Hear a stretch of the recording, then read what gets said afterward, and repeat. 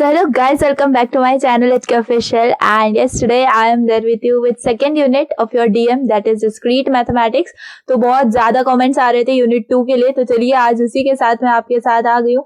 And yes, part 1 इसका ये होगा एंड एट द एंड आपको इसका कंप्लीट ये सारी पार्ट्स को मतलब एक मर्ज करके मैं वन शॉट भी आपको दे दूंगी। एंड अगर आपकी रिक्वेस्ट हुई तो एक पर्टिकुलर रिवीजन सेशन भी आ जाएगा।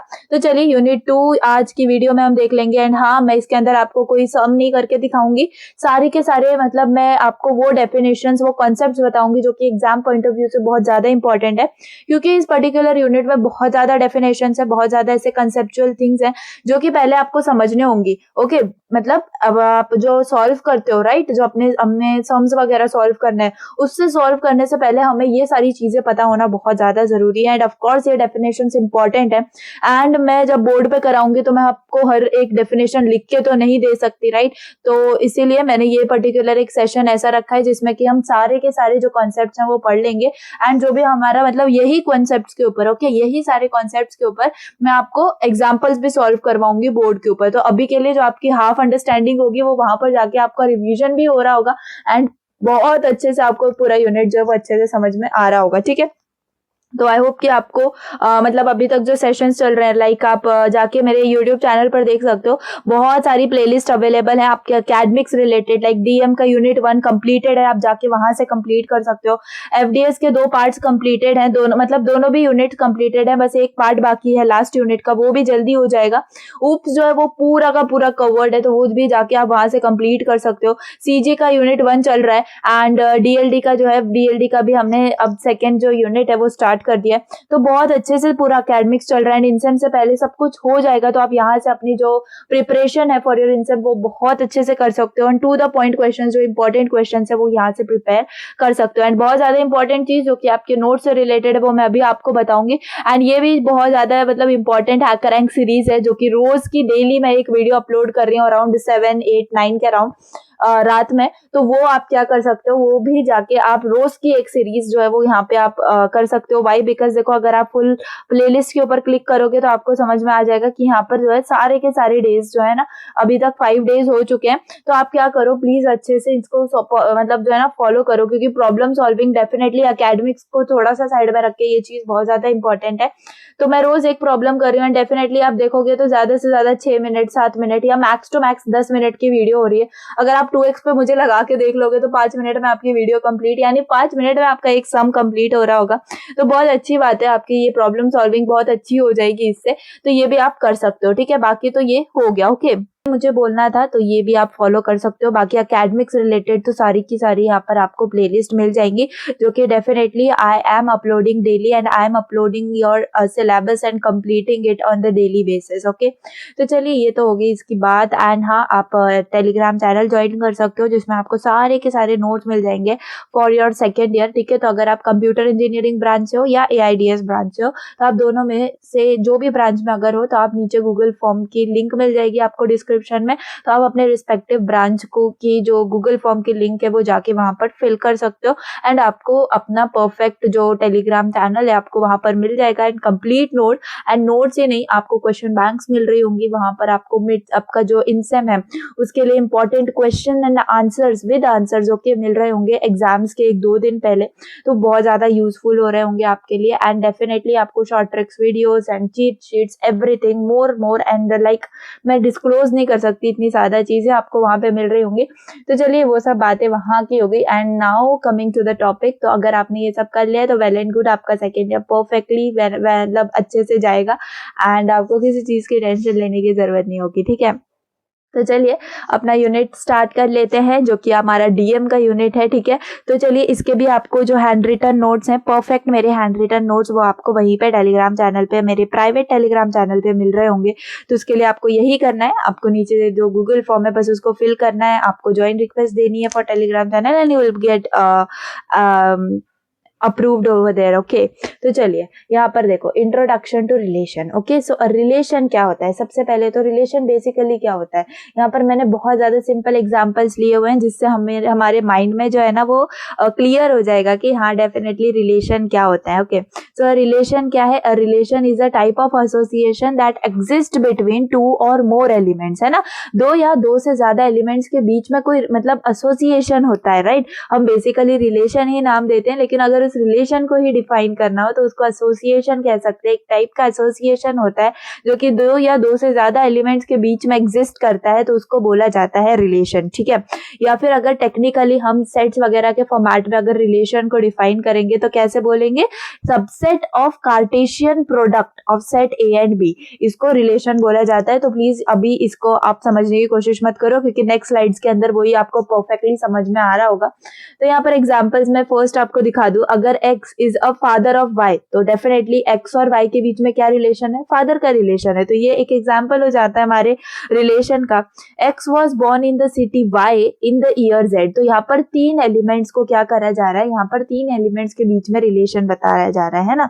देन यहाँ पर आप देखोगे तो number x is greater than number y. है ना, तो x और y के बीच में जो है यहाँ पर रिलेशन बताया जा रहा है. तो कोई भी रिलेशन हो सकता है जो कि एक या दो या तीन मतलब जितने दो से ज्यादा एलिमेंट्स के बीच में क्या होता है रिलेशन एग्जिस्ट करता है. ठीक है, in general we one can have relation with n objects of course where n is of course be a positive integer. In describing the relation it is necessary not only to specify the objects but also the order. of course मतलब पहले क्या होना चाहिए, order होना चाहिए. जैसे कि ये वाला एग्जांपल हम देख सकते हैं, x was born in the city y in the year z.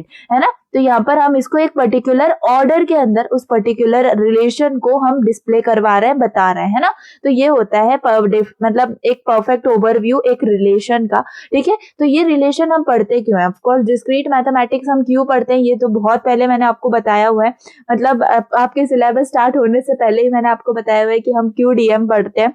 तो उसके अंदर ये जो रिलेशन है इसका एप्लीकेशन क्या है. अगर हम कंप्यूटर बैकग्राउंड से हैं तो हमें इसके अंदर रिलेशन क्या है. तो डेफिनेटली देखो we can describe languages like compiler, grammar, universal Turing machine using sets and set relations. ठीक है, graph traversal requires sets to track node visits. okay, then data structures जो हम पढ़ रहे होते हैं they are inherently set based. है ना, set क्या बहुत ज्यादा यूज है हर जगह पे. then relational databases are entirely premised on set theory in so far as stable operations are concerned. तो ये बेसिकली आप ये समझ सकते हो कि हाँ कोडिंग के अंदर कंप्यूटर बैकग्राउंड से अगर आप हो तो ये रिलेशन चैप्टर जो है ये आपके लिए बहुत ज्यादा यूजफुल है. आप बहुत ज्यादा जगह इसको यूज कर रहे होगे. ठीक है, तो अभी यहाँ पर देख लो प्रोडक्ट सेट. ठीक है, तो अभी जो मैं आपको एक टेक्निकल डेफिनेशन बता रही थी किसका, रिलेशन का, that was subset of Cartesian product of set A and B. तो वो क्या था वो अब आपको अच्छे से समझ में आ रहा होगा क्योंकि देखो अब जो है टेक्निकली हम रिलेशन को जो है ना अच्छे से स्टार्ट कर रहे हैं जिसको हाँ एग्जैक्टली हमें पढ़ना है. ठीक है, तो suppose let A and B are non empty sets. ठीक है, आपको दो सेट्स कंसीडर करने हैं, दो सेट्स. लेट से वो एक सेट ए है दूसरा सेट बी है हमारा एंड दोनों के अंदर कुछ ना कुछ वैल्यूज हैं. ठीक है, तो लेट से ए एक वैल्यू एक सेट है, बी एक सेट है एंड दोनों भी नॉन एम्प्टी सेट हैं. ठीक है, तो अगर हमें उसका प्रोडक्ट सेट बताना है तो प्रोडक्ट सेट हम कैसे दिखाते हैं, ए क्रॉस बी से. ठीक है, और ये ए क्रॉस बी क्या होता है गाइज, यही आपका रिलेशन होता है. ठीक है, तो ये अब आप अच्छे से समझ रहोगे. देखो ए क्रॉस बी क्या होता है, ए और बी जो दोनों भी एलिमेंट्स हैं वो होते हैं और ए जो होता है वो किसको बिलोंग करता है, आपके एलिमेंट्स ऑफ ए सेट को बिलोंग करता है. ठीक है, और जो बी वाला है वो बी किसको बिलोंग करता है, the elements of set B. Okay, तो ये आप समझ सकते हो.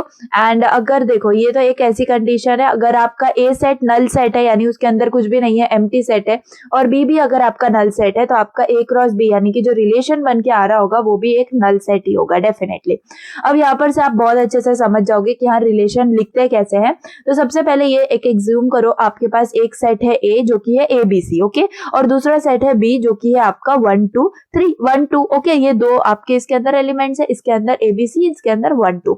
अब इसका हमें रिलेशन निकालना है यानी बेसिकली इसका प्रोडक्ट निकालना है. तो गाइस हम प्रोडक्ट कैसे करते हैं, हम मल्टीप्लीकेशन कैसे करते हैं. बेसिकली अगर नंबर्स भी होते हैं तो उसके अंदर हम कैसे मल्टीप्लाई करते हैं ना, प्रोडक्ट जब लेते हैं तो सिंपल क्या करते हैं, यहाँ पर अगर ए है तो उसको दूसरे वाले ब्रैकेट से मल्टीप्लाई करते हैं एंड उसके बाद फिर ये जो है इसको इधर करते हैं ना, तो वो मल्टीप्लिकेशन वाला सेंस होता है। उसी को हमें सेम प्रोसीजर है लेकिन उसको थोड़ा सा हमें सेट फॉर्मेट के अंदर लिखना होता है। कैसे लिखेंगे, देखो ये A क्रॉस B है, इसका मतलब आपका रिलेशन है ना।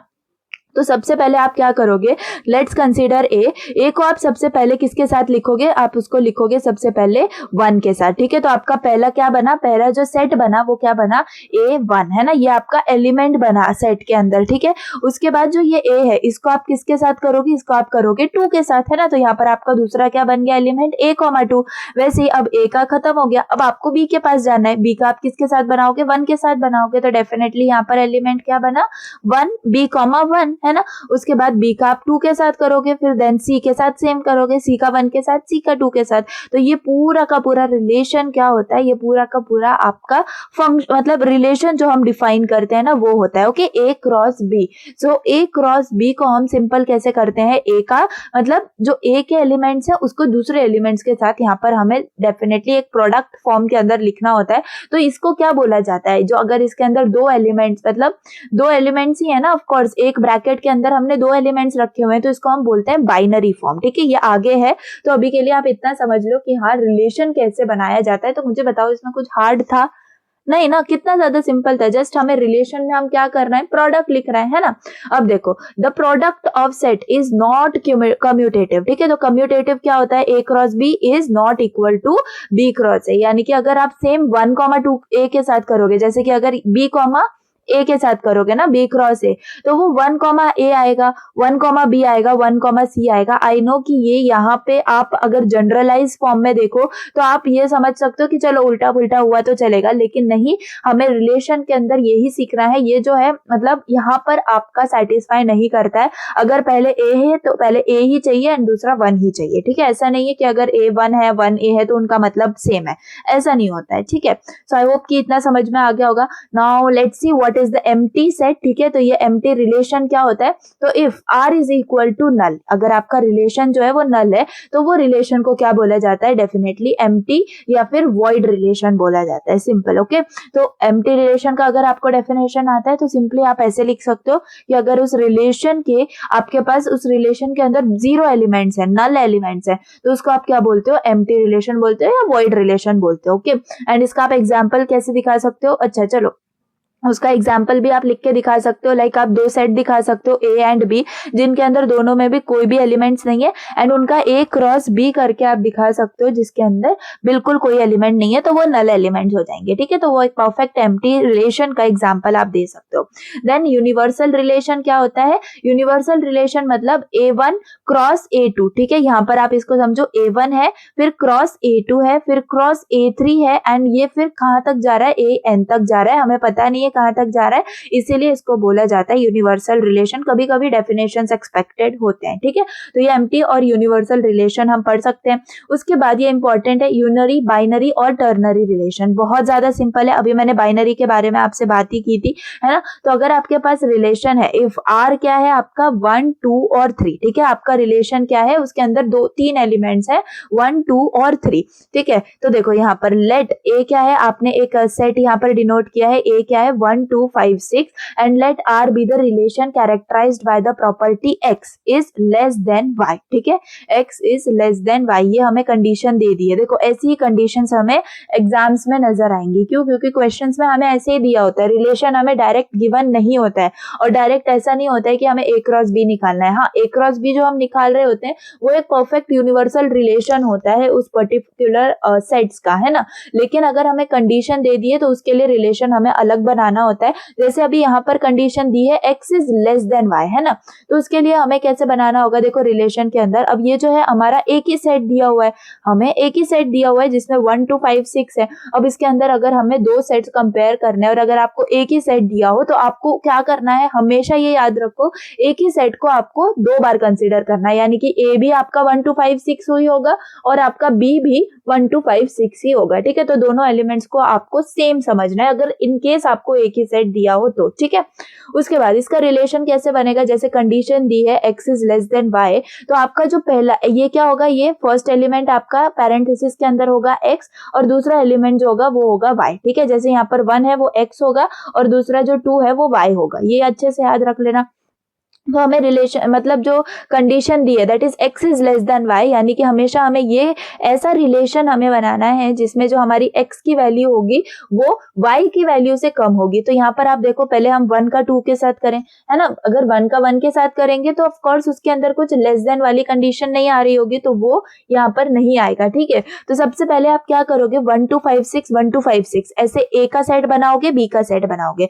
उसके बाद क्या करोगे, उसके बाद आप उसका कंप्लीट जो उसका यूनिवर्सल रिलेशन हो रहा होगा, यानी कि a क्रॉस b करके जो रिलेशन हो रहा होगा वो पहले आप लिखोगे। उसके बाद आप लिखोगे कि कंडीशन अगर ये है तो फिर रिलेशन क्या होगा। एंड वो जो कंप्लीट आपका यूनिवर्सल रिलेशन बन रहा है ना, उसके अंदर से आप क्या कर सकते हो, ये वाली वैल्यूज निकाल सकते हो, यानी कि सिंपल ऐसे आप एलिमेंट्स निकाल सकते हो जिसमें x की वैल्यू y से कम हो। यहाँ पर 1 देखो, 1 जो है वो 2 से लेस है, राइट। यहाँ पर 1 जो है वो 5 से लेस है, 1 6 के लेस है, 2 5 से लेस है, 2 6 से लेस है और 5 भी 6 से लेस है, यानी कि कंप्लीट आपकी जो कंडीशन है वो यहाँ पर सेटिस्फाई हो रही है। एंड ऐसे वाले रिलेशन को, जैसे मैंने आपको पहले भी बताया, अगर यहाँ पर एक एलिमेंट के अंदर मतलब आपके एक पैरेंथेसिस के अंदर 2 एलिमेंट्स नजर आ रहे हैं तो इसको क्या बोला जाता है, ऐसे रिलेशन को बाइनरी रिलेशन बोला जाता है। सिमिलरली दूसरा एग्जांपल देख लो टर्नरी के लिए। तो अगर सपोज आपके पास एक ये रिलेशन दिया हुआ है ना, एक सेट आपको दिया हुआ है and R be the relation characterised by the property. अब यहाँ पर हमें क्या प्रॉपर्टी दी है कि x प्लस वाई जो होगा वो less than equal to z होगा, less than equal to z होगा, ठीक है। तो अगर हमारे पास यही सेट है तो यहाँ पर हम कैसे लिखेंगे, देखो एक तो x और y भी दिया है जिसको हमें प्लस करना होगा, तो 2 तो वही हो गए, और z भी है तो यहाँ पर हमें 3 दिखाने होंगे।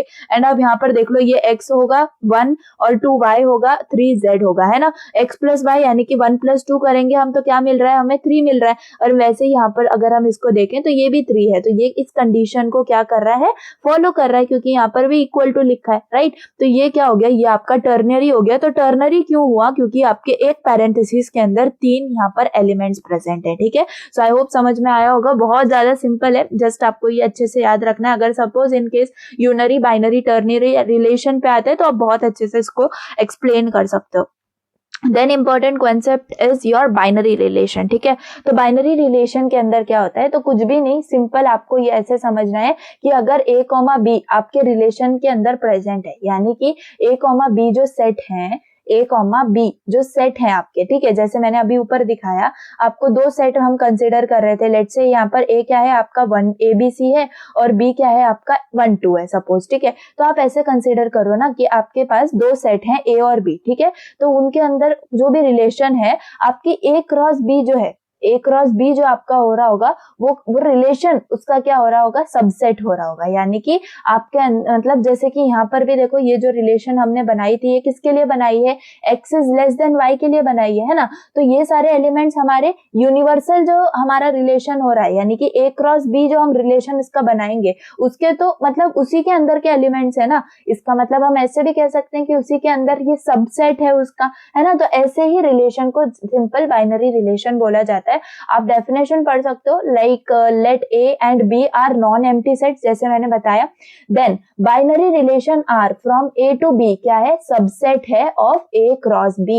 यानी कि मैंने आपको पहले ही बताया, आप पहले क्या कर सकते हो, a क्रॉस b का क्या कर सकते हो, a क्रॉस b निकाल सकते हो, यानी कि उसका जो यूनिवर्सल रिलेशन है वो निकाल सकते हो। और उसके बाद आपको जो भी कंडीशन दी गई है उसके बिहाफ में आप रिलेशन निकालोगे, तो उसके बिहाफ में जो आप रिलेशन निकाल रहे होगे वो आपके मेन रिलेशन का सबसेट हो रहा होगा, ठीक है। तो यही है इसका डेफिनेशन, बाकी कुछ भी नहीं है, सिंपल आप इसको अच्छे से याद रख सकते हो। बाकी इधर डोमेन और रेंज का जो है वो मैं अभी आपको अपने हैंड रिटन नोट से दिखाऊंगी तो आपको ज्यादा अच्छे से क्लियर होगा।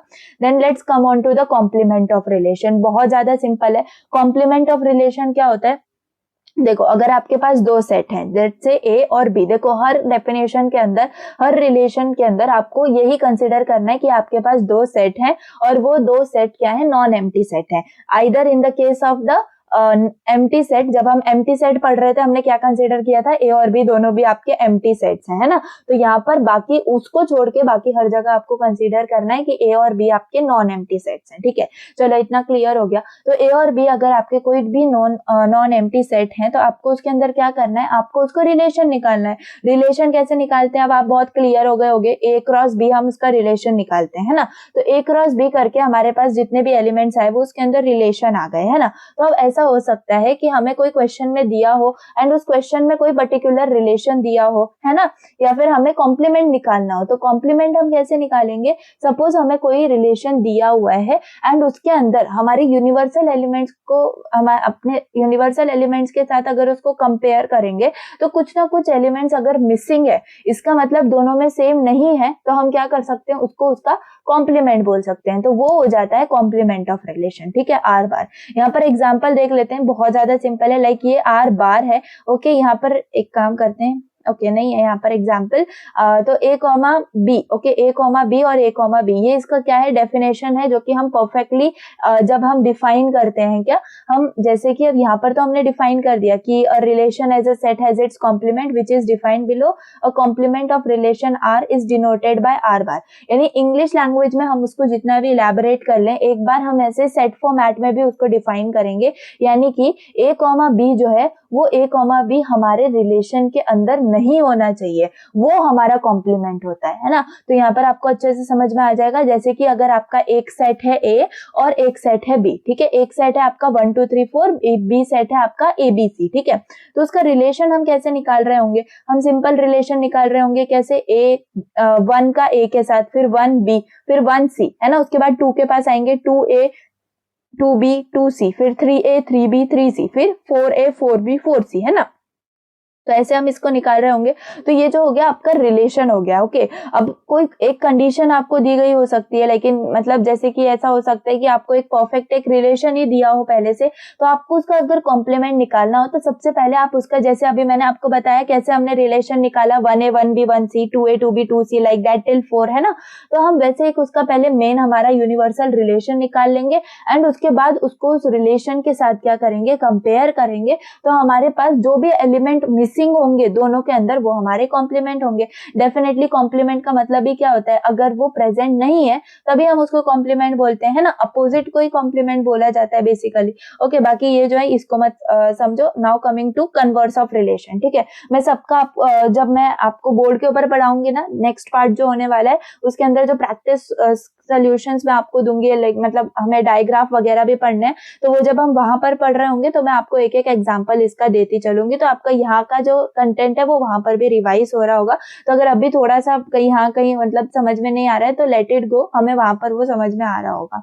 Now coming to the converse of relation. Converse of relation के अंदर क्या होता है? बहुत ज्यादा सिंपल है। कन्वर्स के अंदर हम ये समझ सकते हैं, like given a relation from A to B, one में define a relation from B to A as follows. Like देखो, ये अगर आपको समझ में नहीं आ रहा है कन्वर्स ऑफ रिलेशन ना, तो इसके अंदर सिंपल ये समझो कि अगर आपका कन्वर्स क्या होता है, अगर b कॉमा ए प्रेजेंट है और उसी के अंदर अगर a कॉमा बी भी प्रेजेंट है उसी पर्टिकुलर रिलेशन के अंदर, तब हम उसको बोलते हैं कि कन्वर्स ऑफ रिलेशन है। ठीक है, तो अभी के लिए इतना समझो, इनवर्स ऑफ रिलेशन यही होता है, अगर a कॉमा बी है तो b कॉमा ए होगा। ठीक है, a कॉमा बी का इनवर्स क्या होगा? b कॉमा ए होगा। ठीक है, तो ये आप अच्छे से, मैं आपको जब मतलब पर्टिकुलर एग्जांपल दूंगी तब आप इसको अच्छे से समझ लोगे। अभी के लिए बस इनके डेफिनेशंस अच्छे से पढ़ लो, क्योंकि यही डेफिनेशंस एग्जाम्स में पूछे जाएंगे एंड एग्जांपल्स तो हम अच्छे से बना ही सकते हैं। मैं बता ही रही हूँ इनवर्स रिलेशन के अंदर क्या होता है, ये जो चीज है, लाइक अगर आपके पर्टिकुलर रिलेशन के अंदर suppose a comma B present है,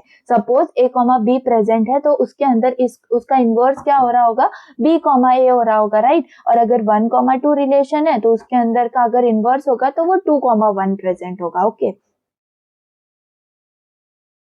तो कन्वर्स ऑफ रिलेशन यहाँ पर आपको समझ में आ गया होगा।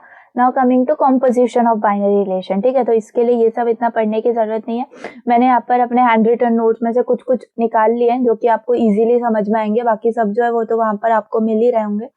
Now composition of a relation के अंदर क्या है बेसिकली, तो अगर R1 एक रिलेशन है आपका A टू B और R2 एक रिलेशन है आपका B टू C, ठीक है, यानी कि आपका एक R1 है, यहाँ पर देखो R1 है जो कि A, उसके अंदर रिलेशन आपके अंदर, उसके अंदर एलिमेंट्स क्या है? A और B, है ना, और R2 क्या है? B और C, है ना। तो यानी कि उसका जो लास्ट एलिमेंट है और इसका जो फर्स्ट एलिमेंट है वो सेम है, B, है ना। तो इसको हम क्या लिख सकते हैं? हम हमेशा ये जो लिखते हैं क्या, कॉम्पोजिशन ऑफ रिलेशन, इसको कैसे लिख रहे होते हैं? R1 dot R2, okay. R1 आपका एक रिलेशन है, R2 आपका एक रिलेशन है, तो उसको आप कैसे लिख रहे होगे, R1 डॉट R2 ऐसे लिखते हो, ठीक है। और जैसे कि यहाँ पर ये दोनों भी कॉमन हो गए, तो इन दोनों कॉमन को हम लोग निग्लेक्ट कर देंगे और इसका जो कॉम्पोजिशन आएगा वो जो बचे हुए दो एलिमेंट्स है वो आ रहे होंगे, जो कि है A, C। एंड इसको बहुत ज्यादा हमें इस यूनिट के अंदर यूज करना है, तो बहुत इजीली ये कॉम्पोजिशन ऑफ रिलेशन आपने इस पेज से सीख लिया होगा। तो डेफिनेटली इसके अंदर करना क्या है, बस सिंपल आपके पास दो रिलेशन होंगे, दो आप इसके अंदर क्या करोगे, जो लास्ट आपका एलिमेंट है और जो दूसरे वाले का फर्स्ट एलिमेंट है, अगर वो दोनों सेम नजर आ रहे हैं, इसका मतलब क्या है, वो कॉम्पोजिशन ऑफ रिलेशन बन सकते हैं। एंड वो दोनों को हम निग्लेक्ट कर देंगे और जो कॉम्पोजिशन ऑफ रिलेशन निकल के आएगा वो A, C आ रहा होगा, ठीक है। तो ये हो गया। एंड उसके बाद domain and range of relation मैं आपको बता रही थी, जो मैं आपको बाद में बताऊंगी। तो वहां पर ये है, बहुत ज्यादा सिंपल है, सबसे ज्यादा सिंपल चीज इस यूनिट के अंदर domain and range of relation है। कुछ भी नहीं, आपके रिलेशन के अंदर अगर आपके दो एलिमेंट्स हैं, ठीक है, दो एलिमेंट्स है, तो जो फर्स्ट एलिमेंट होगा वो होगा डोमेन और जो सेकंड एलिमेंट होगा वो होगा रेंज। बताओ इससे ज्यादा सिंपल क्या ही हो सकता है। तो डोमेन को हम क्या रिप्रेजेंट करते हैं, कैसे, D ऑफ R। R क्या है, आपका रिलेशन है। रेंज को हम रिप्रेजेंट करते हैं RAN, ओके, इसको हम रेंज कंसिडर करते हैं, और R, ठीक है। तो डोमेन ऑफ रिलेशन R, इसको हम ऐसे लिख सकते हैं कि वो R क्या है, वो आपका है एक सबसेट है आपके A क्रॉस B का, B a relation of A to B, D of R is the set of elements in A that are related to some elements in B। इसको हम ऐसे भी डिफाइन कर सकते हैं, ठीक है। आप चाहो तो इसका स्क्रीनशॉट ले लो एंड इसके ये जो है ना फर्दर डेफिनेशंस है, ओके। बट बेसिकली अगर इसको समझने में आए तो यही चीज है। इसका एग्जांपल आप देख सकते हो, A क्या है आपका 1 2 3 सपोज, ओके। B है आपका RS, गिवन है आपको ये रिलेशन क्या, 1, R 2, S 3, R, ठीक है। वैसे तो जो A क्रॉस B वाला रिलेशन बनेगा वो यूनिवर्सल रिलेशन होगा इसका एंड वो बहुत बड़ा बनेगा, राइट। लेकिन अभी गिवन जो है रिलेशन, उसके अंदर आपके तीन ही पेयर्स प्रेजेंट है, तो वो इसके अंदर हम निकालेंगे क्या, डोमेन और रेंज। तो यहाँ पर इनका जो फर्स्ट एलिमेंट है, जैसे इसका है 1, इसका है 2, इसका है 3, तो वो क्या हो गए आपके रेंज हो गए। एंड इनके कंप्लीट नंबर को, टोटल नंबर ऑफ एलिमेंट्स को हम यहाँ पर कंप्लीट लिख सकते हैं कि 3। इसका मतलब क्या है, इसका जो डोमेन है वो 3 है, राइट। और रेंज क्या होता है, रेंज होता है सेकेंड एलिमेंट। तो यहाँ पर है R, यहाँ पर है S और यहाँ पर अगेन R। तो अगर दूसरी बार भी R है तो हम उसको कंसीडर नहीं करेंगे, ठीक है। तो सिंपल R और S ये आपकी रेंज हो गई। एंड ये कितने एलिमेंट है, नंबर ऑफ एलिमेंट्स 2 है, तो इसकी रेंज 2 हो गई, ठीक है। तो डोमेन और रेंज इतना ज्यादा सिंपल है एंड आप इसको हर मतलब कोई भी अगर क्वेश्चन में दिया है तो इसको आप कंपल्सरीली सॉल्व करना, ठीक है। तो ये आपका कॉम्पोजिशन ऑफ बाइनरी मैंने आपको समझा दिया। देन ओके, मैट्रिक्स रिप्रेजेंटेशन ना, तो ये भी मैं आपको यहाँ पर सिखाती हूँ। यहाँ पर मैंने ये लेके रखे हैं मेरे ये थोड़े से नोट्स के। तो देखो नोट्स इतने ज्यादा सिंपल है, अगर आप इसको परचेज करोगे बहुत ज्यादा इजीली आपको सारे के सारे नोट्स मिल रहे होंगे। तो देखो जैसे कि रिप्रेजेंटेशन ऑफ रिलेशन है, ओके। तो इसके अंदर 3 टाइप के रिप्रेजेंटेशन होते हैं। कौन से, एक होता है ग्राफिकल, एक होता है टैब्यूलर और एक होता है मैट्रिक्स फॉर्म, ठीक है। इसको अच्छे से याद रखना, कभी कभी ये पूछा जाता है और डेफिनेटली क्वेश्चंस में तो ये आपको है ही, ठीक है। तो क्वेश्चंस में प्रैक्टिस करते करते तो ये समझ में आ ही जाएगा, लेकिन एक मतलब एक अच्छे से याद रख लो कि हाँ 3 रिप्रेजेंटेशन होती है रिलेशन की। तो अगर ग्राफिकल है तो देखो सपोज आपके पास एक रिलेशन है A और एक रिलेशन है B।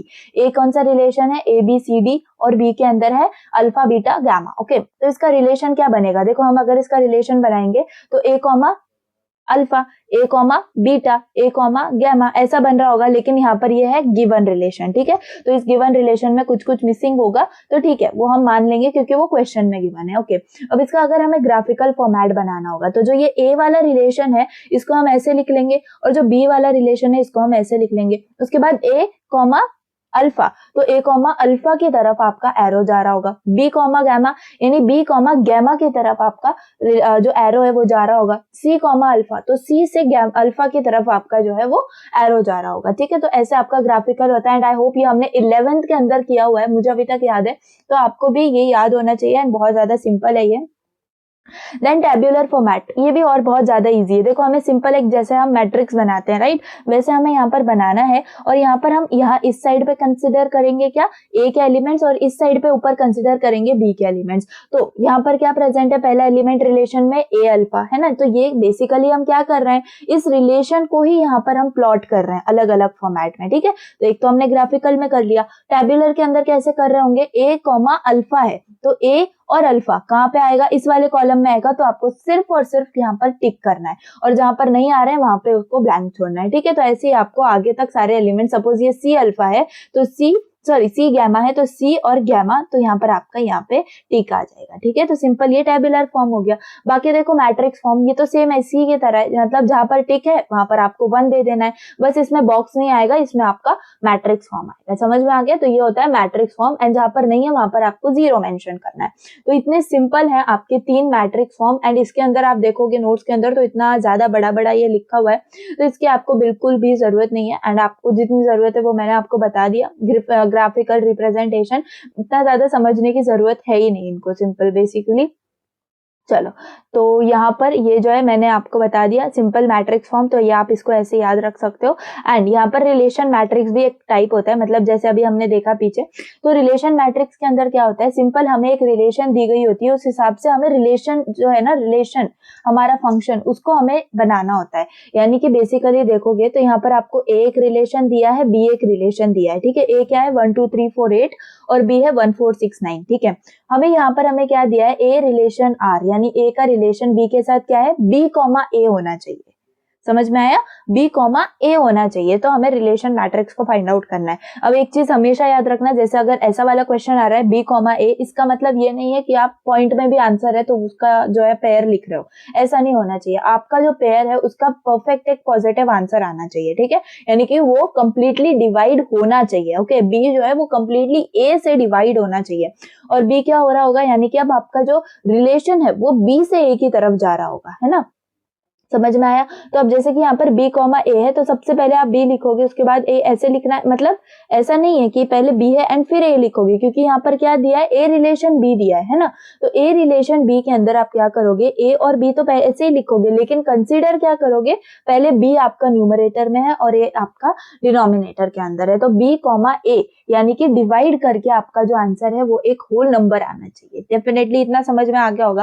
तो इसका रिलेशन मैट्रिक्स यानी कि आप कैसे फाइंड आउट करोगे, पहले आप रिलेशन फाइंड आउट करोगे, उसके बाद उसका मैट्रिक्स। तो रिलेशन मिल जाए, मैट्रिक्स तो कितना सिंपल है। तो सिंपल जैसे कि ये आपको एलिमेंट्स दे दिए, मतलब एक रिलेशन दे दिए हैं 2, तो सिंपल आपको b बाय ए, अब ये तो एक छोटा बच्चा भी कर लेगा, क्यों? क्योंकि जो सिंपल भाई b बाय ए निकालना है, यानी कि 1,1 आंसर क्या आ रहा होता है आपका, मतलब रिमाइंडर अगर हम देखें तो 0 आ रहा होता है ना, तो हमें रिमाइंडर 0 देखना है इसके अंदर। उसके बाद हमें क्या देखना है, देखो मैंने जैसे बोला b से a की तरफ हमें जाना है, लेकिन b के तरफ b लिखना है, a की जगह a लिखना है। ओके, अब 4,1, अगर हम 4 को 1 से डिवाइड करें, डेफिनेटली हमारा रिमाइंडर 0 आ रहा होगा, तो 1,4। उसके बाद 6 को देखें तो 6, मतलब अगर 1 के साथ कर रहे हैं तो डेफिनेटली हर कोई मतलब डिवाइड हो जाएगा, है ना? उसके बाद यहाँ पर देखेंगे तो हमें देखना है 2, अब जैसे कि 4,1 के साथ तो हो गया, अब 4,2 के साथ देखें तो अगर 4 हमारा 2 के साथ डिवाइड होगा तो डेफिनेटली हमारे पास 0 आंसर आ रहा हो, मतलब रिमाइंडर आ रहा होगा, है ना? तो ये क्या होता है, ये आपका रिलेशन ऐसे बनाया जाता है, आपको सबके साथ टैली करना है और एक रिलेशन बनाना है।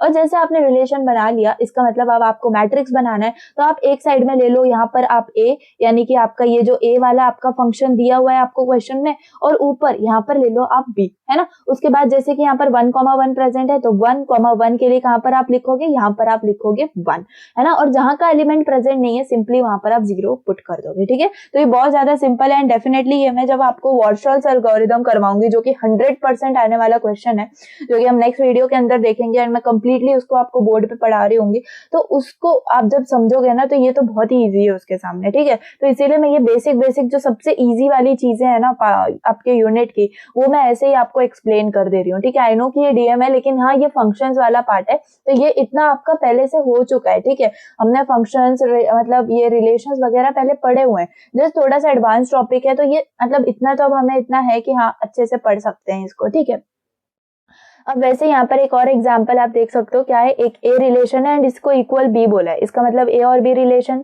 सेम हुए, है ना? A relation B if and only if A plus B is less than 9। अब जैसे ऊपर कंडीशन थी कि बी बाय ए होना चाहिए, है ना? इसका मतलब हमें दिमाग में ये समझ लिया हमने कि हाँ रिमाइंडर 0 होना चाहिए, right?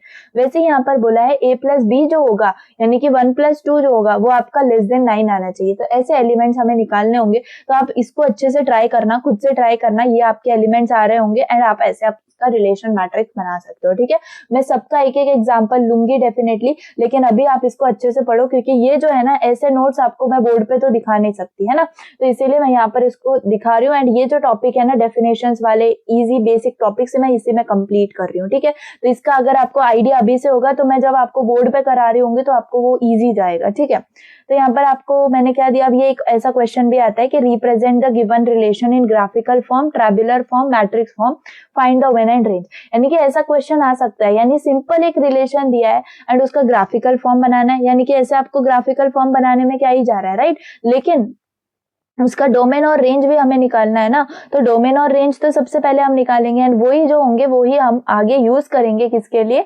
Graphical form, tabular form, जो भी हमारे मैट्रिक्स रिप्रेजेंटेशन के फॉर्म से उसके लिए, है ना।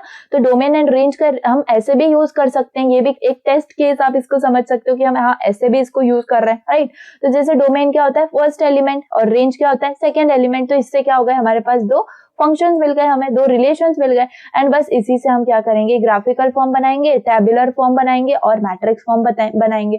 और मुझे एक एक बताने की वापस से जरूरत है क्या, नहीं, हम ये सब करे हुए हैं, राइट। तो इसको बस रिवाइज करना है हमें। ओके, चलो डायग्राफ पढ़ने से पहले हम ये पढ़ लेते हैं special properties of binary relation. ठीक है, तो ये भी बहुत ज्यादा सिंपल है एंड बहुत ज्यादा इजी है, तो एक बार आप इसको अच्छे से ध्यान से समझ लो एंड ये आपको मतलब बिल्कुल अच्छे से समझना है। वाई, बिकॉज कि इसको आपको पूरे यूनिट के अंदर पढ़ना है। ठीक है, इसी चीज को आपको पूरे यूनिट के अंदर मतलब घुमा फिरा के आपको यही करना है। तो ये प्रॉपर्टीज आपको अच्छे से पढ़ लेनी है। क्या क्या प्रॉपर्टीज है, रिफ्लेक्सिव है, इरिफ्लेक्सिव है, सिमेट्रिक, सिमेट्रिक, एंटी सिमेट्रिक और ट्रांजिटिव। तो ये मतलब बहुत ज्यादा इंपॉर्टेंट है। ठीक है, तो सबका मीनिंग बहुत ईजी है, मैं आपको बताऊंगी तो आप अच्छे से समझ लेना। और बाकी ये जो नोट्स वगैरह है वहां पे आपको मिल रहे होंगे, बाकी मेरे जो हैंड रिटन है उसमें तो और भी ज्यादा इजीली सब कुछ लिखा हुआ है, तो वो सब आप एक्सेस कर सकते हो। तो just fill the Google form which is there in link, which is there in description. Okay, link वगैरह उसकी सब वहां पर दे दी है मैंने। तो यहाँ पर special properties of binary relation के अंदर हम देख लेते हैं, let R be a relation of, चलो एक समझ लो, एक सेट ए है एंड उसके ऊपर का जो रिलेशन है वो आर है। ठीक है, तो रिफ्लेक्सिव रिलेशन कब बोलेंगे हम, रिफ्लेक्सिव रिलेशन कब बोलेंगे, तो अगर हमारे रिलेशन के अंदर इटसेल्फ पेयर्स होंगे। अब इटसेल्फ पेयर्स का मतलब क्या होता है, यानी कि 1,1, 2,2, 3,3 ऐसे पेयर्स होंगे, है ना। जैसे कि यहाँ पर भी दिख रहा है हमें कि इस रिलेशन के अंदर क्या है, A, प्रेजेंट है, राइट। हमारा जो मतलब परफेक्ट हमारा जो रिलेशन है जो कि ए सेट है वो क्या है आपका A, B है ना। तो उसका रिलेशन कैसे बना सकते हैं हम, A को A के साथ भी लिख सकते हैं, B को B के साथ भी लिख सकते हैं और A B तो है ही, राइट। तो ये जो है ये उसका पूरा रिलेशन बन रहा होता है ना। तो ये A, A और B, अगर इसमें प्रेजेंट है, इसका मतलब ये रिलेशन आपका रिफ्लेक्सिव है। मुझे बताओ इसमें कुछ हार्ड था, नहीं, सिंपल हमें इतना याद रखना है कि इटसेल्फ पेयर्स प्रेजेंट होंगे। इटसेल्फ पेयर्स का मतलब है A, B, C, D, 1, 1, 2, 2, 3, 3, बस ऐसे ही। ठीक है, तो ये होता है रिफ्लेक्सिव। और इसी का उल्टा इररिफ्लेक्सिव, यानी कि 1, 2, यानी कि 1, 1 या 2, 2 या 3, 3 ऐसा एक भी एलिमेंट उस पर्टिकुलर रिलेशन के अंदर प्रेजेंट नहीं होना चाहिए। ठीक है, तो देखो यहाँ पर तो हमें समझ रहा था A, B भी प्रेजेंट है तो ठीक है, चलता है। क्योंकि रिफ्लेक्सिव क्यों है, क्योंकि जो दो एलिमेंट्स हैं हमारे सेट के अंदर A और B, उन दोनों का यहाँ पर इटसेल्फ पेयर है। सपोज सिर्फ A का होता तो मैं इसको रिफ्लेक्सिव कंसिडर नहीं करती, है ना। तो मुझे रिफ्लेक्सिव उसको तभी कंसिडर करना है अगर मेरे दोनों भी एलिमेंट्स के इटसेल्फ पेयर्स मेरे रिलेशन वाले एलिमेंट के अंदर रिलेशन के अंदर प्रेजेंट हो। ठीक है, वैसे इररिफ्लेक्सिव के अंदर हमारे 1, 2 के अंदर देखो मेरे पास मतलब दोनों भी अलग हैं, 1, 2 और 2, 1, 1, 1 और 2, 2 प्रेजेंट है क्या, नहीं। इसका मतलब ये इररिफ्लेक्सिव आपका रिलेशन है। ठीक है, तो ये दो अच्छे से समझ गए। ओके, नाउ ये रिफ्लेक्सिव और इररिफ्लेक्सिव हो गए। ठीक है, डायग्राफ अभी हमने नहीं पढ़ा है, इसके बाद हम देख लेंगे डायग्राफ को, तो ये आप अच्छे से होमवर्क में कर लेना। देन कमिंग टू सिमेट्रिक, भाई सिमेट्रिक भी बहुत ज्यादा इजी है। सिमेट्रिक का मतलब क्या है, अगर A, B यानी कि A, B अगर आपके रिलेशन में कोई पेयर है तो उसी रिलेशन के अंदर B, A भी एक पेयर प्रेजेंट होना चाहिए, फिर उसको हम बोलेंगे सिमेट्रिक रिलेशन। एक एग्जांपल देती हूँ, सपोज आपके पास के रिलेशन के अंदर 1, 2 प्रेजेंट है, जैसे कि ये वाला रिलेशन। ये वाला रिलेशन, ये वाला आपका सिमेट्रिक रिलेशन है। कैसे? 1,2 प्रेजेंट है तो इसको ही हम उल्टा करके लिखेंगे, यानी कि 2,1। तो ये दोनों भी एलिमेंट्स एक ही रिलेशन के अंदर प्रेजेंट होने चाहिए, तभी हम उसको बोलेंगे क्या? Symmetric relation. ठीक है, अब इसको समझ में आ गया। अब असिमेट्रिक रिलेशन का मतलब आप अच्छे से समझ गए होंगे कि क्या A, B प्रेजेंट है तो B, A उस रिलेशन के अंदर प्रेजेंट नहीं होना चाहिए, बस उसको असिमेट्रिक बोलेंगे। ठीक है, अब एंटी सिमेट्रिक का मतलब क्या है? सबसे ज्यादा लोग इसमें ही कंफ्यूज होते हैं। क्यों? क्योंकि सिमेट्रिक है, ठीक है, असिमेट्रिक और एंटी सिमेट्रिक इन दोनों के अंदर सबसे ज्यादा कंफ्यूज हो जाते हैं, क्योंकि उन्हें समझ में नहीं आता कि हाँ A, B, A के इक्वल नहीं होगा, मतलब वो दोनों भी एक रिलेशन के अंदर प्रेजेंट नहीं होंगे, लेकिन हाँ दोनों में डिफरेंस क्या था, है ना? तो इसी को अच्छे से याद रखो। अगर असिमेट्रिक है इसका मतलब कि वो सिमेट्रिक का उल्टा है। इसका मतलब अगर A, B रिलेशन के अंदर प्रेजेंट है तो B, A रिलेशन के अंदर प्रेजेंट नहीं होगा।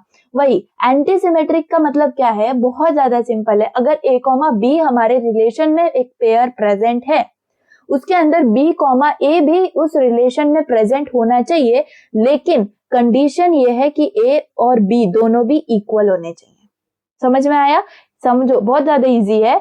A और B अगर उस रिलेशन में प्रेजेंट है और B और A भी प्रेजेंट है, इसका मतलब सिमेट्रिक रिलेशन तो वो है ही, लेकिन एक कंडीशन एक्स्ट्रा है, यानी कि A और B जो है वो इक्वल होने चाहिए। इसका मतलब जो है इसके अंदर भी इटसेल्फ पेयर्स वाली कंडीशन आएगी, है ना? सपोज 1,1 प्रेजेंट है और आपके मतलब 1,1 अगर आपका प्रेजेंट है तो वो इटसेल्फ पेयर हो गया ना। उसके बाद अगर वापस से आपका 1,1 है तो वो क्या हो गया? इटसेल्फ पेयर्स हो गए। इसको बोलते हैं एंटी सिमेट्रिक। ठीक है, इनमें से क्या इंपॉर्टेंट है अभी मैं आपको बताऊंगी। अभी ये ट्रांजिटिव और समझ लो।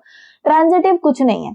ट्रांजिटिव का मतलब क्या है? सिंपल, अगर आपके रिलेशन के अंदर A, B प्रेजेंट है, A, B एक पेयर प्रेजेंट है और एक आपका B, C पेयर प्रेजेंट है, तो आपका जो आंसर होगा यानी कि A, C भी उस रिलेशन के अंदर प्रेजेंट होना चाहिए। करेक्ट। कंपोजिशन ऑफ रिलेशन जो हमने पढ़ा था, यानी कि A, B, C, तो उसके अंदर A, C उसका कंपोजिशन होता है। करेक्ट है। लेकिन इसके अंदर क्या है? हमारे रिलेशन के अंदर A, B तो प्रेजेंट है पेयर, B, A भी प्रेजेंट है, B, C भी प्रेजेंट है, लेकिन हाँ उसके अंदर A, C भी प्रेजेंट होना चाहिए। इसका मतलब सिंपल, मैं आपको एक एग्जांपल दूं।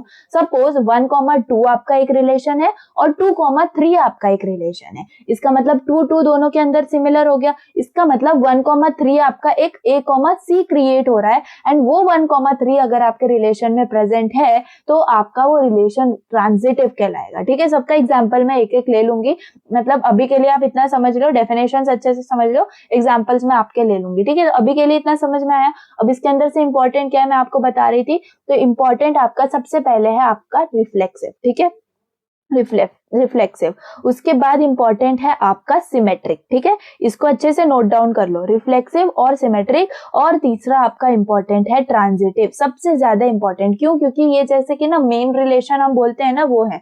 बाकी देखो रिफ्लेक्सिव से ही हमारा इररिफ्लेक्सिव निकला हुआ है ना, इररिफ्लेक्सिव से ही इररिफ्लेक्सिव है, उसका ज्यादा यूज नहीं है। सिमेट्रिक से ही आपके असिमेट्रिक और एंटी सिमेट्रिक निकले हुए हैं, इसीलिए उसका भी कोई ज्यादा यूज नहीं है। ट्रांजिटिव क्या है? ट्रांजिटिव तो बेसिक मतलब खुद में ही एक यूनिक रिलेशन है, तो ये सबसे ज्यादा इंपॉर्टेंट है। ठीक है, अब एक इक्विवेलेंस रिलेशन होता है, तो अभी जो मैंने आपको इंपॉर्टेंट बताया ना, रिफ्लेक्सिव, सिमेट्रिक और ट्रांजिटिव, बस ये तीनों अगर किसी रिलेशन के अंदर प्रेजेंट है, तीनों के तीनों रिलेशन, ठीक है, यानी कि उस पर्टिकुलर रिलेशन में इटसेल्फ पेयर्स हैं, सारे के सारे एलिमेंट्स के इटसेल्फ पेयर्स हैं, यानी कि वो रिफ्लेक्सिव भी है। सिमेट्रिक है, इसका मतलब A, B है तो B, A भी प्रेजेंट है ना, तो अगर ऐसा है तो सिमेट्रिक भी है उसके अंदर। और ट्रांजिटिव का मतलब अगर A, B और B, C है तो A, C भी प्रेजेंट है। तो अगर ये तीनों के तीनों कंडीशंस या फिर तीनों की तीनों प्रॉपर्टीज अगर एक पर्टिकुलर रिलेशन के अंदर सेटिस्फाई हो रही होती हैं तो उसको बोला जाता है इक्विवेलेंस रिलेशन। समझ में आया? Equivalence relation. बताओ, है ना इजी? तो बस इनके कंसेप्ट अच्छे से समझने हैं, तो ये भी अच्छे से समझ में आ गया हमें। सपोज यहाँ पर एग्जांपल्स भी दिए हुए हैं, आप इसको चेक कर सकते हो, लाइक ABCD है, तो चलो यहाँ पर ABCD जो है उसके इटसेल्फ पेयर्स प्रेजेंट है, AA प्रेजेंट है, BB प्रेजेंट है, CC भी प्रेजेंट है और DD भी प्रेजेंट है।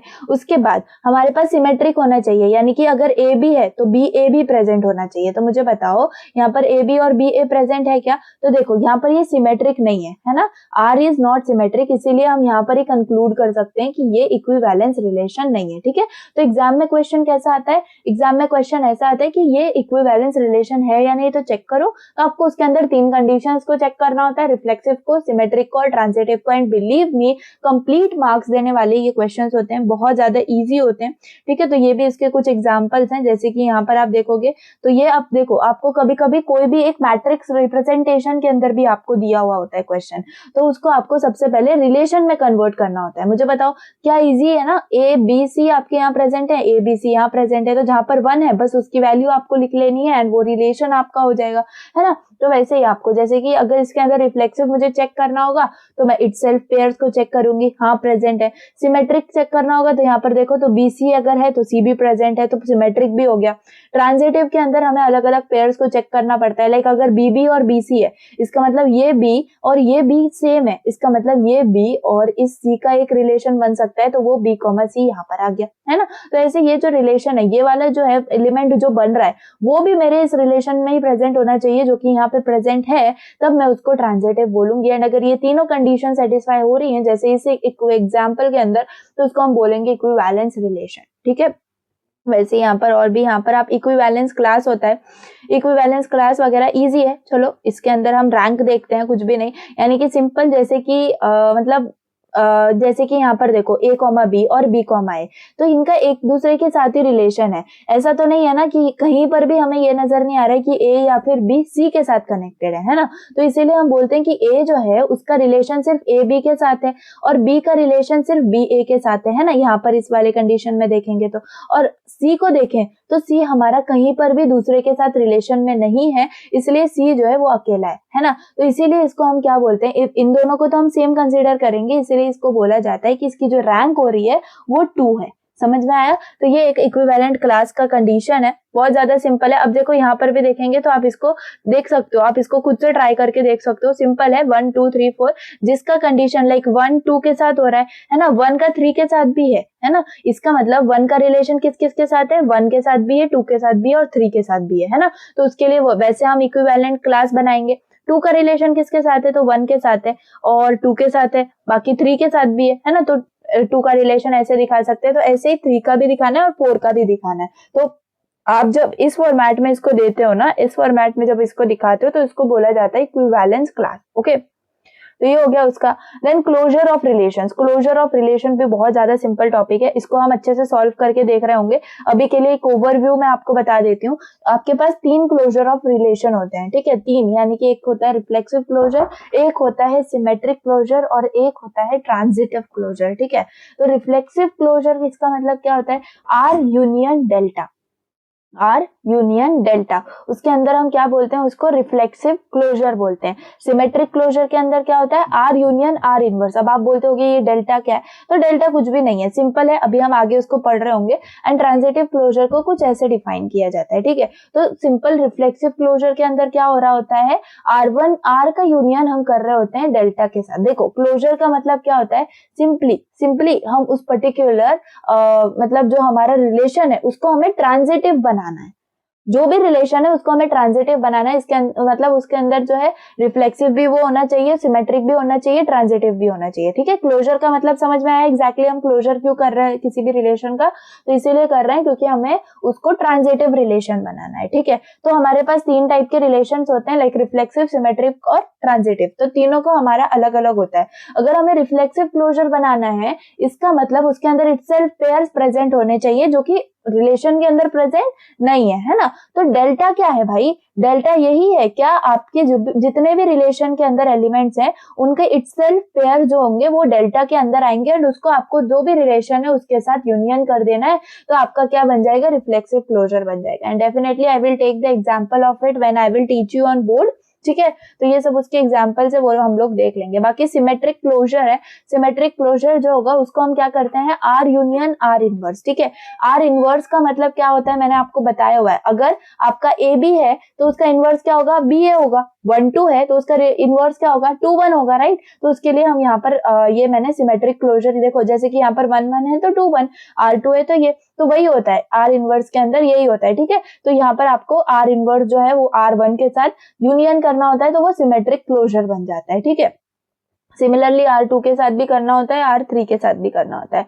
वैसे ही ट्रांजिटिव क्लोजर के अंदर थोड़ा सा बड़ा प्रोसीजर है, ठीक है। तो मैं इसको ओरली नहीं एक्सप्लेन करती हूँ, मैं इसको आपको बोर्ड पे अच्छे से समझा दूंगी, ठीक है। और बाकी जो है वॉर्शल्स एल्गोरिथम, ये है 100% आने वाला क्वेश्चन है, तो इसको भी हम बोर्ड पे कर लेंगे। एंड बाकी जो आगे की चीजें है ना, वो सब हम देख लेंगे। तो आई होप सो मैंने आपको ओवरव्यू दे दिया है, एंड अच्छे से जो डेफिनेशंस आपको इंपॉर्टेंट है वो मैंने आपको अच्छे से समझा दिए हैं, ठीक है। तो ये जो डायग्राफ वाले जो पैटर्न है, डायग्राफ से हम नेक्स्ट वीडियो के अंदर देख रहे होंगे। और हाँ, उस वीडियो में मैं स्टार्टिंग से आपको हर एक जो मैंने बताया है इतना एक्सप्लेन नहीं करूंगी मैं, ठीक है। इसीलिए आपको एक्सप्लेनेशन के लिए ये वीडियो देख लेना, एंड वहां पर मैं आपको एग्जांपल्स बता रही होंगी, तो बहुत ज्यादा इजीली वहां पर भी आपको समझ में आ जाएगा। तो बस यहाँ पर आपको आई होप के डेफिनेशंस, आपको कंसेप्ट, रिलेशन का ये सब अच्छे से समझ में आया होगा। ये सारे के सारे, अगर आपको हैंड रिटन नोट्स चाहिए, ये तो मेरे कुछ ही स्निपेट्स थे जो कि मुझे यहाँ पर रखने थे, क्योंकि वो प्रिंटिंग में नहीं समझ में आते, इसलिए मैंने ये थोड़े थोड़े पेजेस रख लिए। अगर आपको ऐसे ही सारे नोट्स चाहिए राइट, तो प्लीज आप जाके नीचे डिस्क्रिप्शन के अंदर लिंक है गूगल फॉर्म्स की,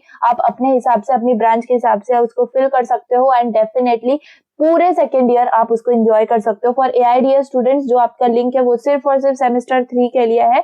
आप अगर रिक्वेस्ट करोगे तो डेफिनेटली सेमेस्टर 4 के लिए भी मैं लेके आ रही होंगी।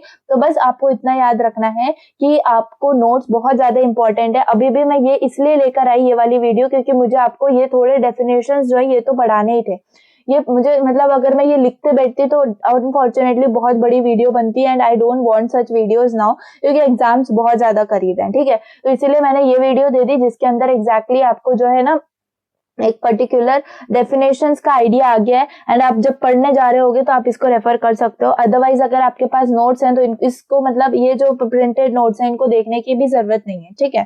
तो इसीलिए मैं बोलूंगी चलिए आज की वीडियो यहीं पे एंड करते हैं, एंड नेक्स्ट क्या करेंगे, हम पूरा अपना यूनिट कंप्लीट करने का ट्राई करेंगे। नहीं भी हो रहा होगा तो एक पार्ट बढ़ा लेंगे, बाकी एंड में आपको पूरा वन शॉट भी मिल रहा होगा इसका। तो चलिए DM यूनिट 2 यहाँ पर हमारा जो है स्टार्ट होता है, एंड डेफिनेटली मतलब स्टार्टिंग हमारी अच्छी हुई है। हमने बहुत सारी नई चीजें को सीखा है, बहुत सारे लाइक रिलेशन मैंने आपको बताया, कितनी अच्छी अच्छी चीजें आज हमने सीखी, अलग अलग मतलब ना अलग अलग कॉन्सेप्ट सीखे। तो आई होप आपको भी मजा आया होगा। कहीं पर अगर थोड़ा सा भी आपको डाउट रह रहा है ना, तो डेफिनेटली आप मतलब आप मुझे कमेंट कर सकते हो, लेकिन हाँ थोड़ा सा वेट कर लो, क्योंकि आपके नेक्स्ट वीडियो में वो सारे डाउट्स क्लियर हो रहे होंगे, क्योंकि मैं उस वक्त आपको हैंड्स ऑन पढ़ा रही होंगी बोर्ड के ऊपर, तो समझ में आ जाएगा आपको कि डेफिनेटली करना क्या है। बाकी ओवरऑल यूनिट जो है वो आपका ईजी है, ठीक है। तो यूनिट 1 तो वैसे भी कंप्लीटेड ही है आप चैनल के ऊपर, तो वहां से आप पढ़ सकते हो। एंड आप देखोगे तो मोस्टली सब जो आपके लाइक सब्जेक्ट्स हैं, तो वो सबके आपके जो यूनिट 1 है तो वो तो कंप्लीटेड ही है ना। यूनिट 2 भी बहुत ओके, लाइक FDS आप देख लो तो उसका एक ही पार्ट बचा है, ऊप्स तो कंप्लीटेड है, बहुत दिन हो गए उसको, है ना। तो बाकी जो है आप वहां पर जाके चेकआउट कर सकते हो, एंड इनसेम की प्रिपरेशन अपनी स्टार्ट कर सकते हो। साथ ही साथ हैकर रैंक सीरीज भी आप करते रहो, क्योंकि ज्यादा से ज्यादा मैक्स टू मैक्स मैं 6, 7, 8 मिनट की वीडियो डाल रही हूँ, या ज्यादा से ज्यादा मैक्सिमम 10 मिनट की डाल रही हूँ। तो उसमें बताओ आप अगर 2x पर भी देखोगे तो मतलब मैक्स टू मैक्स आपके 5 मिनट जा रहे हैं, एंड आपका डेली एक प्रॉब्लम सॉल्व हो रहा है, एंड आपकी रैंक जो है वो लाखों से आपकी हजारों में आ रही है, तो बहुत अच्छी बात है राइट। तो वो आप अच्छे से करना, क्योंकि ऑफ कोर्स हम कंप्यूटर्स के स्टूडेंट है, जो भी आपकी ब्रांच हो, अगर कोडिंग इंपॉर्टेंट है तो definitely you can go for it, okay. तो चलिए आज की वीडियो यहीं पे स्टॉप करती हूँ। Please be connected with me, and मतलब अगर आपने अभी तक चैनल को सब्सक्राइब नहीं किया तो go and hit the subscribe button, and video पसंद आई हो तो प्लीज लाइक कर देना। चलिए थैंक्स फॉर वॉचिंग, बाय।